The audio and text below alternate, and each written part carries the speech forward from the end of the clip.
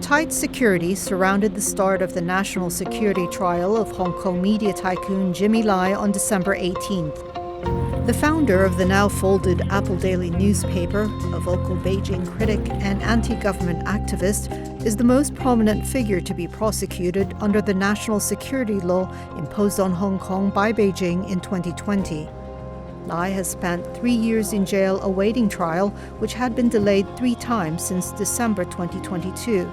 The 76-year-old faces 3 conspiracy charges relating to sedition and collusion with foreign forces for allegedly soliciting international sanctions against Hong Kong and the central authorities and inciting public hatred in the wake of anti-government protests in 2019.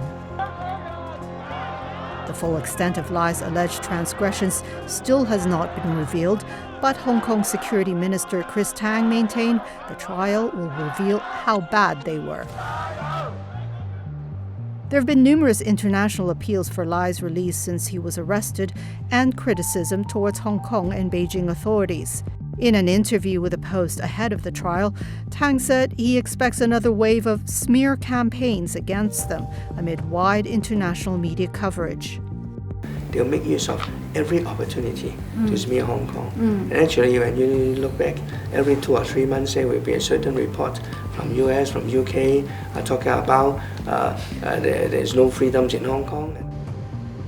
6 of Apple Daily's former senior executives are now awaiting sentencing after pleading guilty to colluding with foreign forces.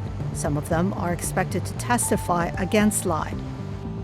In those court proceedings, it was said Lai drummed up hostile activities against Hong Kong and mainland China by using his tabloid newspaper Apple Daily as a platform for anti-government propaganda and funding international lobbying efforts to attract foreign sanctions. Prosecutors in those cases said Lai's ultimate goal was to bring down the Chinese government by causing administrative and economic turmoil in China. Prosecutors also accused Lai of using his tabloid newspaper to seek intervention from the US, Britain, the European Union, Canada, Germany, and Taiwan.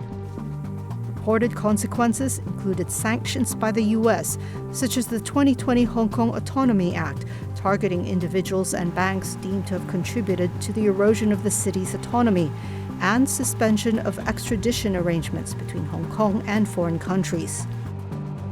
Lai's trial was originally slated to open on December 1, 2022, but was postponed 3 times because of disagreements over whether Lai could be represented by a British barrister.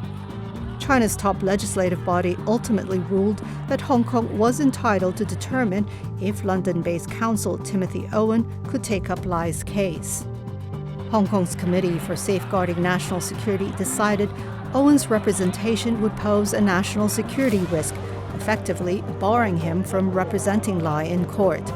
In July, Hong Kong's Justice Minister Paul Lam signed an order for Lai's trial to proceed without a jury on grounds including involvement of foreign factors and a real risk that the due administration of justice might be impaired. As a result, Lai's trial is being presided over by a panel of 3 judges approved by the chief executive to hear national security cases.